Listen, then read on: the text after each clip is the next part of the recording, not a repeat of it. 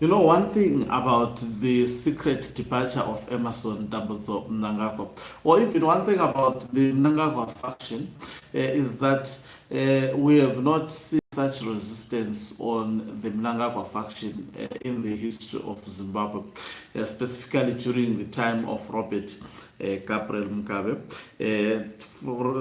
Retired DIO CIOs would not actually speak a period before 2017 about Robert Gabriel Mugabe as they are about Emerson Dambudzo Mnangagwa. And we are seeing a lot of actually talk, especially about Mnangagwa by retired DIOs in the CIO. What does this on its own tells us about? We are seeing a president who is not supported by people that matters. And remember, once a retired general, it means a DIO, retired DIO in CIO, it means you still have got connections within the secret services of Zimbabwe. And these people may share information with you. You see, when people work together, they develop a bond. Even if you are gone from that profession, they would still be sharing information pertaining to what is happening within the institution. So he has responded saying, Chivayo seized jet hounds Mnangagwa's gold exit as it is secret departure fuels elite plunder fears. Now it's written by retired DIO Sheperd Mpeswe. It says President Mnangagwa's secretive midnight departure from Zimbabwe on May 13, 2026 has all the hallmarks of a leadership that no longer feels accountable to its own people. This was not diplomacy, it was not routine travel, it was a calculated, concealed exit, and one that raises far more questions than the state is willing to answer. Under the cover of darkness, it reportedly slipped into Robert Gabriel Mugabe International Airport in private vehicles, cleared staff from his path and boarded a jet without any of the basic protocols expected of a head of state. No official communication, no transparency, no accountability. This is not how legitimate governments conduct themselves, but this is exactly how power behaves when it has something to hide. A second aircraft is said to have departed in close succession, reportedly carrying gold, just days after Mnangagwa's inspection of Reserve Bank vaults. The coincidence is too glaring to ignore. Zimbos are being asked once again to look away while their national wealth is moved in secrecy. Moved by whom? For whose benefit? Under what authority? Does this explain why Winston Chitando, the former mines minister, was fired?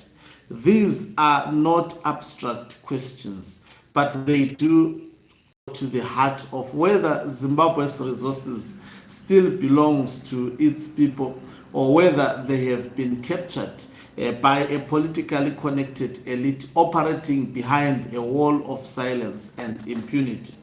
The broader context makes this episode even more damning. South African authorities recently seized a private jet linked to Wignell Chivayo while his brother was caught with millions worth of smuggled Zimbabwean gold. This is not a coincidence, it's a pattern in which gold flows out, accountability disappears, relevant institutions and those in power say nothing. No credible explanation from the government, no clarity from the Reserve Bank, no meaningful briefing to the nation. Instead, Zimbabweans are handed the tired fiction of a routine handover power as if secrecy at this scale is normal. It is not normal, it is not acceptable, and it is not accidental. The timing strips away any remaining doubt. This covert departure comes just days before public hearings on Constitutional Amendment Bill number 3.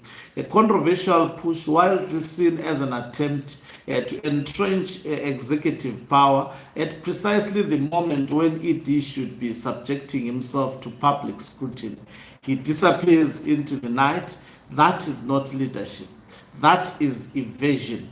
Zimbabwe must now ask themselves a difficult but necessary question. Why does a government that seeks more power behave as if it cannot withstand basic transparency? What exactly is being protected? National interest or private network of accumulation? The truth is becoming harder to ignore. The secrecy, the gold movements, the scandals, and the constitutional maneuvers all points in the direction of a system that serves itself first and the nation last. This is no longer just about one flight. It is about whether Zimbabwe still has a government that answers to its people or one that operates above them. A president who can live in secret while strategic national assets allegedly follow in the shadows is a president who has placed distance between himself and public accountability. If power can move gold in the dark, it can move a nation in the same way, quietly, unaccountable, and against the will of its people. That is what makes it actually at stake. So this is what is actually happening. This is exactly what is happening in Zimbabwe.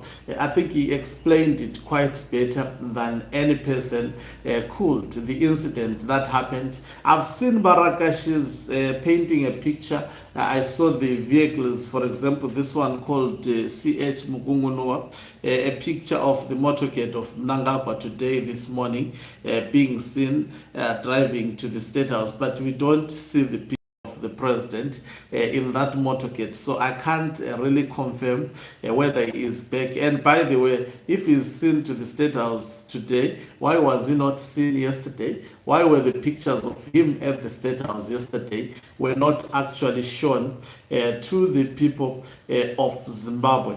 If that was the case, then they could have actually showed the pictures.